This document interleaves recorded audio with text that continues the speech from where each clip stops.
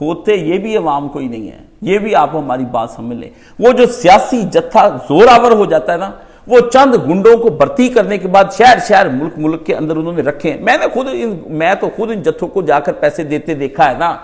آپ یہاں فیصل آباد میں بلا لیں, ابھی 10 منٹ میں فیصل آباد بند ہو جائے گا. یہ کوئی مشکل کام ہے فیصل آباد بند کرانا؟ آپ کہتے ہیں عوام باہر آ گئی. جی عوام تو سڑکاں تے پھر دی سی, گدے کو عوام نظر آ رہی ہے, مجھے تو فسادی نظر آ رہے ہیں. جب آپ کے پاس کوئی آپ کا لیڈر نہیں رہ جاتا, پھر ملک کے اندر تباہ ہو جاتے ہیں. یہ عمران خان بالکل وہی چیز ہے, ایک چیز بھی اس نے پیچھے نہیں چھوڑی. آپ مجھے کہتے ہیں آپ اس لیے خلاف ہیں, یہ کل آیا بھئی اس کی جگہ کوئی آتا جائے گا نا, چہرہ ہی بدلنا ہے.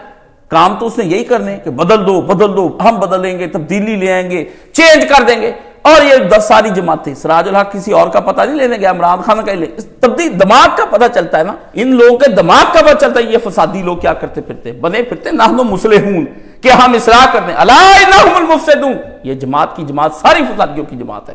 یہ بات آپ اپنے ذہن میں رکھ لیں. یہ ان سے ٹکر لینا کوئی آسان بات ہے؟ اس ملک میں ان کے خلاف تنقید کر رہا ہوں, باقی تو کوئی بول بھی نہیں سکتا, سارے ان کو حاجی سمجھتے ہیں. یہ جو انقلاب انہوں نے برباد کیا اس ملک کے اندر, سید مودودی رحمۃ اللہ سے جو غلطی ہوئی نا, اس کی وجہ سے برباد ہو گیا سارا ملک, اور ان کو غلط راہ پر یہ چل پڑے.